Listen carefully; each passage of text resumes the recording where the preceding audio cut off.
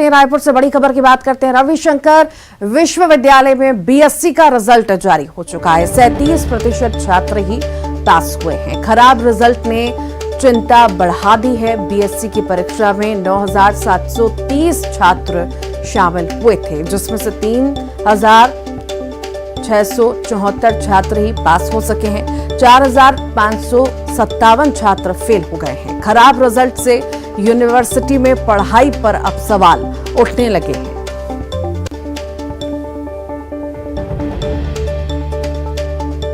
तो रविशंकर विश्वविद्यालय में बीएससी का रिजल्ट जो है जारी हो चुका है। 37% ही छात्र पास हो सके हैं।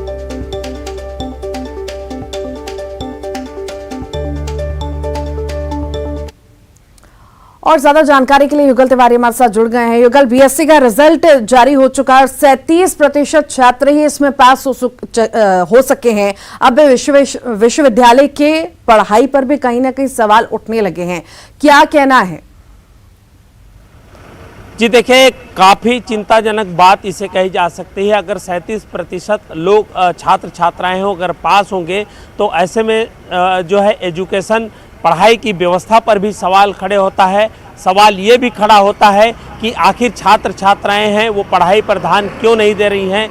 चूँकि 3 साल तक कोविड का दौर रहा, जो छात्र छात्राओं का जो ऑनलाइन परीक्षा होते रहा, पुस्तक कापियों से मोह भंग हुआ, ऑनलाइन सारी चीज़ें हुई, तो ऐसे में एक वजह ये भी माना जा रहा है कि छात्र छात्राओं का मोह भंग जो है पढ़ाई से हुआ है। लेकिन सबसे बड़ी आश्चर्य की बात यही है कि इस तरह से जो चिंताजनक जो परिणाम आए हैं, और ये कहा जा सकता है कि जो विश्वविद्यालय हैं वहाँ पर जो प्रोफेसर हैं वो भी सीधा सीधा ये कहा जा सकता है कि पढ़ाने पर ध्यान नहीं दे रहे हैं। अगर विद्यार्थी वहाँ जा रहे हैं, पढ़ाई अच्छे से नहीं हो रही है, तो यही वजह है कि इस तरह के परिणाम है वो आते हैं।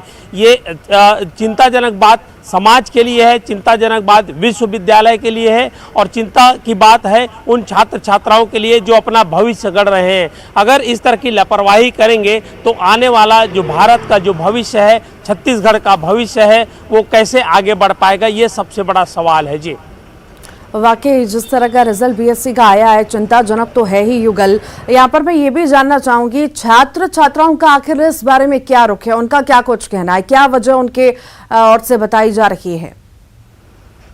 जी देखिए, अभी जो छात्र छात्राएं हैं कई तरह की दलील हैं यही दे रहे हैं। कुछ छात्र छात्राओं का मानना है कि चूंकि कोविड का दौर रहा, 3 साल तक पढ़ाई से, किताबों से वो दूर रहे, ऑनलाइन सारी चीज़ें करते रहे, और ऑनलाइन में ऐसी कोई बाध्यता नहीं थी। बहुत सारी छात्र छात्राओं ने जो है पुस्तक देखकर भी आंसर लिखा है, और बताने कई ऑप्शन भी थे। तो ऐसे में जो पढ़ाई के प्रति गंभीर लापरवाही एक पहली वजह मानी जा रही है। दूसरी वजह है क्योंकि कॉलेज लगे नहीं हैं, कक्षाएं हुई नहीं, अब छात्र छात्राओं का मन है वहाँ पे लगता नहीं है। शिक्षक भी जो है पढ़ाई से विमुख हुए हैं, उनकी भी जो जवाबदारी थी, जो नैतिकता थी, उसे वो थोड़ा परे हुए हैं।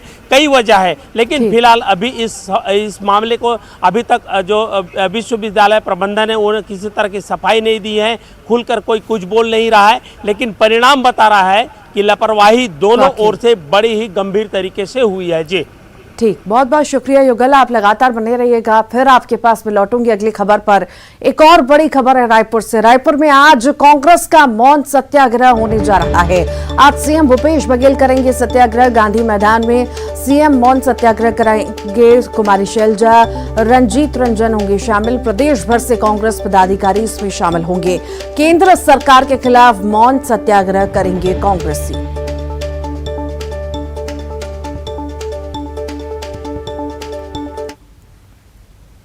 रायपुर पहुंची हैं प्रदेश कांग्रेस प्रभारी कुमारी शैलजा। कांग्रेस के मौन सत्याग्रह में शामिल होंगी। राहुल गांधी के खिलाफ साजिश रची जा रही है। शैलजा ने यह कहा, बीजेपी उनकी आवाज दबाना चाहती है। जनता राहुल गांधी के साथ खड़ी है। मौन सत्याग्रह कर रहे हैं हर राज्य के हेडक्वार्टर पर। कांग्रेस जन अपना रोष प्रकट करेंगे। जिस प्रकार से राहुल जी के खिलाफ एक साजिश रची जा रही है, उसके खिलाफ सभी कांग्रेस जन आज धरने पर बैठेंगे 10 बजे से 5 बजे तक। रायपुर से बड़ी खबर है। प्रदेश दौरे पर सांसद रंजीत रंजन है कांग्रेस के मौन सत्याग्रह में शामिल होंगी। रायपुर में मौन सत्याग्रह में पार्टी के दिग्गज शामिल होंगे।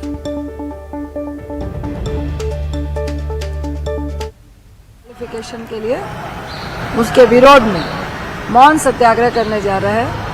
गुजरात हाईकोर्ट का फैसला आया है और ये देश में पहली बार ऐसा हो रहा है कि निंदा करने के लिए 2 साल की सजा होती है और उनको सदन से निष्कासित किया जाता है। हम कानून का सम्मान करते हैं। गुजरात हाईकोर्ट से हम इसलिए गुजरात पे जोर लगा रहे हैं। कानून पे हम लोग को पूरा फेथ है और हमें पूर्ण विश्वास है कि कानूनी प्रक्रिया के तहत सुप्रीम कोर्ट से हम लोग को निश्चित राहत मिलेगी।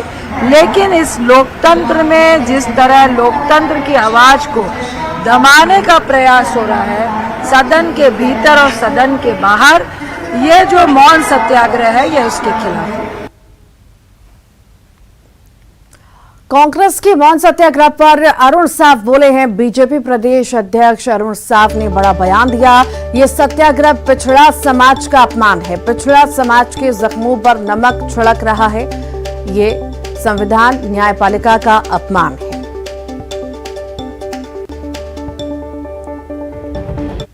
राहुल गांधी के समर्थन में आज भूपेश बघेल और कांग्रेस पार्टी मौन सत्याग्रह कर रही है।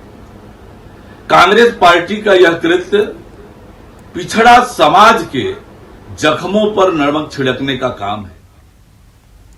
और ज्यादा जानकारी के लिए युगल हमारे साथ लगातार जुड़े हुए हैं। युगल, मौन सत्याग्रह कांग्रेस के द्वारा किया जा रहा है।